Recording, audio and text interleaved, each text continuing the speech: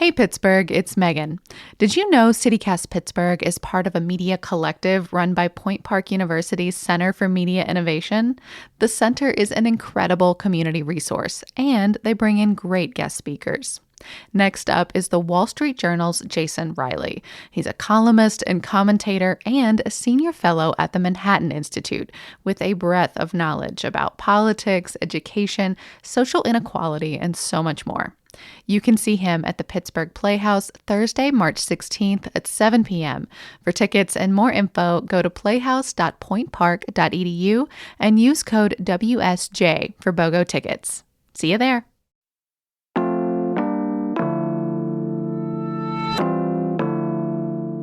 Here's what Pittsburgh is watching on TikTok.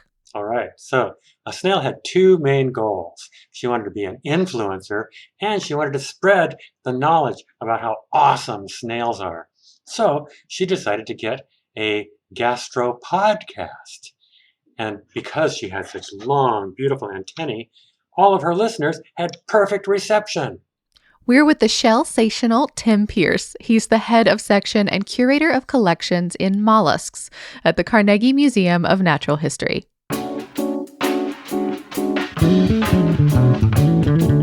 It's Monday, March 13th. I'm Megan Harris, and this is CityCast Pittsburgh.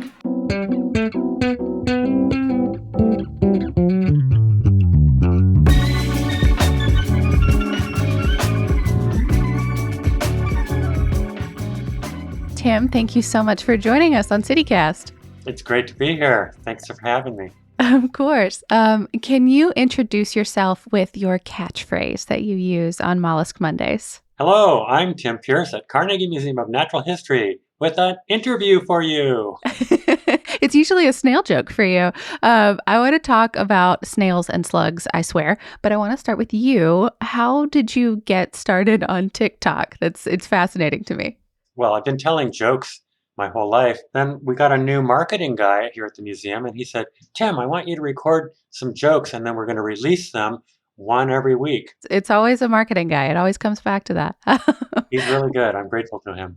I hear you're also writing a book of humor. Are those specific to mollusks, or is anything on the table for those? Yeah, so a number of years ago, I was with one of my colleagues out on a field trip, and we were talking about writing, and he said, yeah, you could write a book. And I said, what, a book? Like 1001 snail jokes? And he said, yeah, that sounds right up your alley. So since then, I've started writing down my snail jokes, and I don't have 1001 yet, but I'm getting there. I'm not even halfway there, but I'm getting there. I feel like for a lot of academics, that would be a really fun diversion, right? Like to be able to sit back and do jokes instead of some of the more headier topics like research. How do you balance all of that? Because it's a big job what you do at the museum. It is a big job. But actually, I feel like, don't tell my boss, but I feel like I'm getting paid to do my hobby. You know, I love studying snails. I love working with snails. And that's what I get to do all day. And, sometimes people say, oh, you're going to, actually, next week I'm going to New Orleans. People say, is it for vacation or for business? And I say, well, I'm going to be finding snails there. So it's both. Because, on my vacation, I look for snails. At work, I'm working with snails. So I really feel lucky to have a job that I enjoy so much. I love that. I mean, snails and slugs, they don't get a lot of love from most of us. How did you get so passionate about them? Oh, that's a good question. I don't know. My mother tells me that I've been collecting snails since I was 3. That was fun for her, I bet. I hope so. I don't remember back at 3 years old collecting snails, but that's what she tells me. But yes, I've loved snails and slugs. I think part of it is I feel sorry for the underdog. And so, like you just mentioned, a lot of people don't have a lot of love for snails and slugs. And so I feel sorry for the underdog. And I want to promote that, they are people too. They are worthy of our respect and our love. Well, so what has it been like then, to take those hobbies and turn it into this thing that lives on the internet? I think it's fair to say you've gone viral a couple of times. What was that experience like? I've mostly ignored it, but it does bring me joy because one of my goals is to, increase the popularity of snails, increase people's consciousness, and increase people's awareness of snails. But also, one thing I find very peculiar is how popular sports are, like football and basketball. They're so popular, and I just really don't understand that.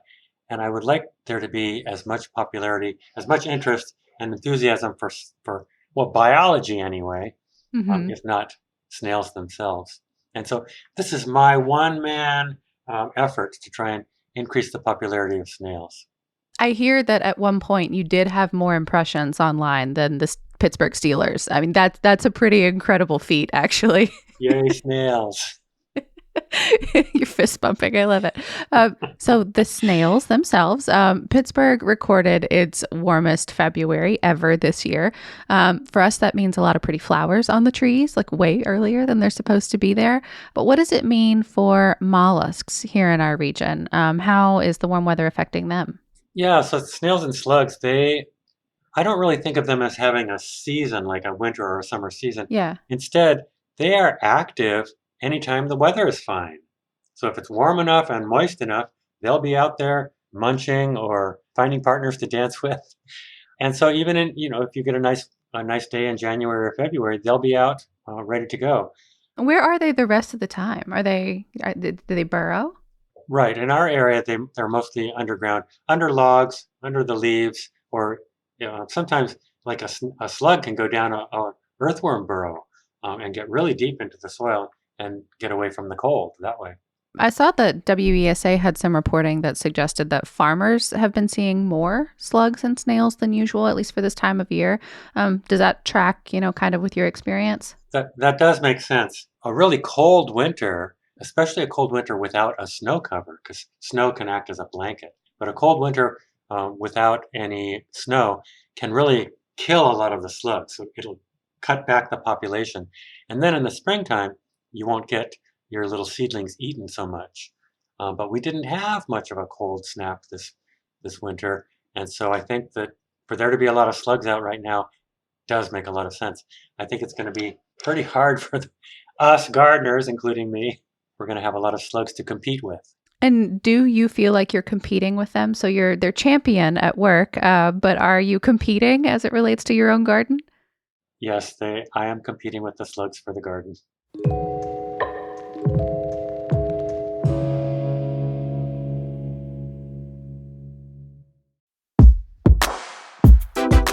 I've never been great at sewing crafts, sorry, Granny, but there's a resource here in Pittsburgh that makes all things sewing so much easier for beginners like me.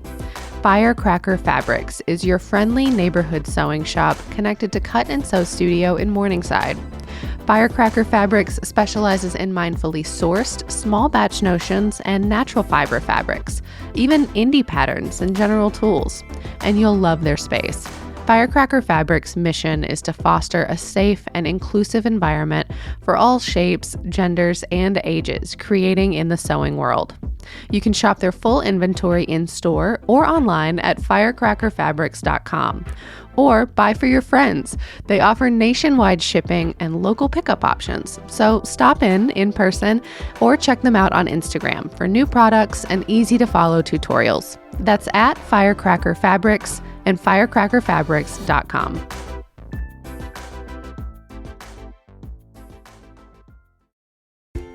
This episode is brought to you by PetSmart. Imagine life without your pet. Unthinkable, right? That's why taking care of their well-being is job number one. And PetSmart has everything you need to do anything for your pet. PetSmart's expertise in nutrition, training, veterinary care, and more can help you take care of your pet's well-being the same way your pet takes care of yours. Care the way pets do. Shop now at PetSmart.com. So I guess kind of, acknowledging the climate change element there, if we continue to have higher temperatures or more mild winters, what do you think that means then for these populations? Are they as susceptible then to the heat in the way that they are the cold? Oh yes, definitely. Or I guess all snails and slugs would have a temperature range, a preferred temperature, and then certainly a range that they couldn't survive outside of. And yeah, a couple of years ago, more than a couple, I did a study looking and trying to answer the question, will Pennsylvania lose any species of snails with climate warming? And as you imagine climate warming, then mollusks will have to move up the mountain to stay in their preferred temperature range, or move farther north to stay in their preferred temperature range. We have about 130 species of snails in Pennsylvania, and out of those 130, we found 5 for sure, and possibly as many as 9 species that are already near the tops of their temperature tolerances. They're already near the tops of the mountains, and if the temperature continues to rise, they're going to be pushed off the top into nothingness. They will perish.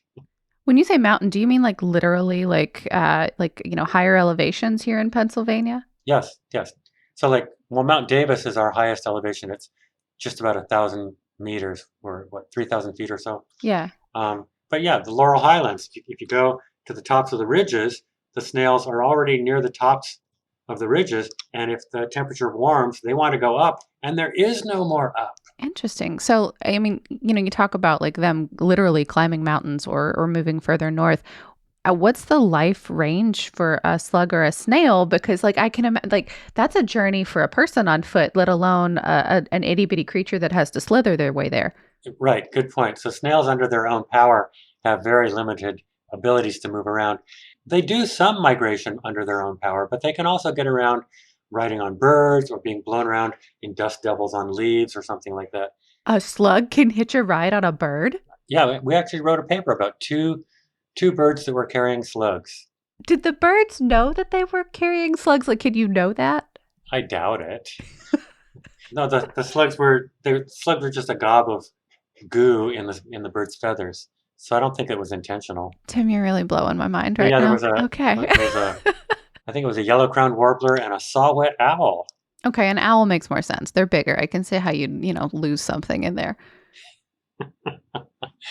But so yes, the other thing about snails migrating is that sometimes things that we don't think of as barriers can be barriers to a snail or a slug, like a road or agricultural fields or power line cuts. Those can all be barriers to snails and make it difficult for them to migrate farther north or farther up the hillside. Yeah. What is the general life cycle for a slug or a snail in terms of time? That's really variable. Yeah. But it can be as short as a year and possibly up to 10 years, 10 or 12 years maybe. Okay. Well, and Tim, I hesitate to ask this, but what about slug or snail mating? Because I don't see parts. How does that part work?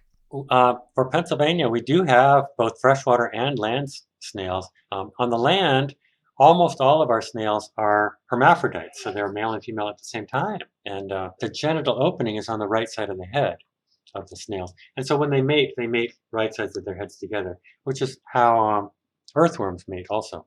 I'm devastated nobody can see the hand motion you just did.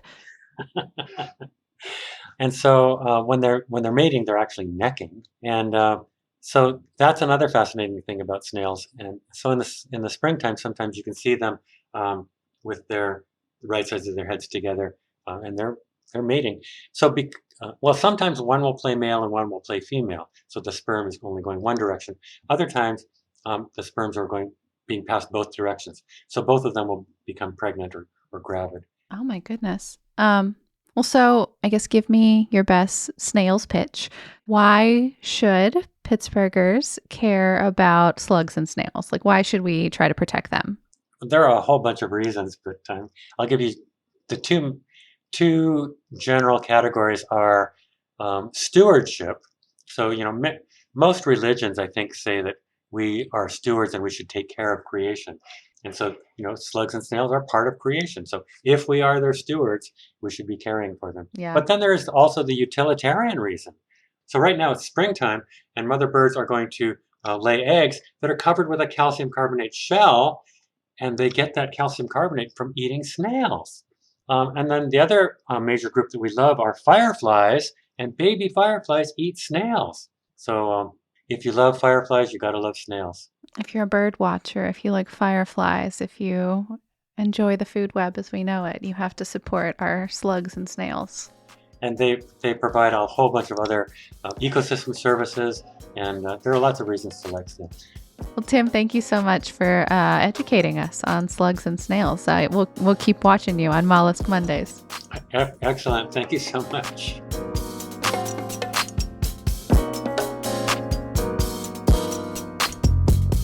A little more news before you go. The feds called out Pennsylvania, and it is not looking good. According to the Energy Information Agency, the Keystone State ranks 45th in the country for renewable energy production, with only 3% of our state's energy coming from wind, solar, and hydropower. And there's sort of a weird stake in the game. When power plants mess up, our state can then fine them for their pollution. So in the next year alone, that poor performance is projected to generate the state more than $600 million. And Rise and Brine, Picklesburg has announced their dates for 2023, and it's kind of a big deal. The festival will run from Friday, July 21st to Sunday, July 23rd. It's iconic and chaotic and has been nominated as one of the best food festivals in the nation again by USA Today.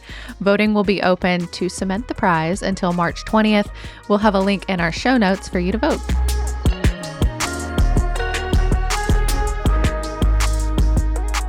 That's all for today here on CityCast Pittsburgh. If you're liking the show, please let someone know and make sure you're subscribed to that Hey Pittsburgh newsletter. We'll be back tomorrow morning with more news from around the city. Slime you later.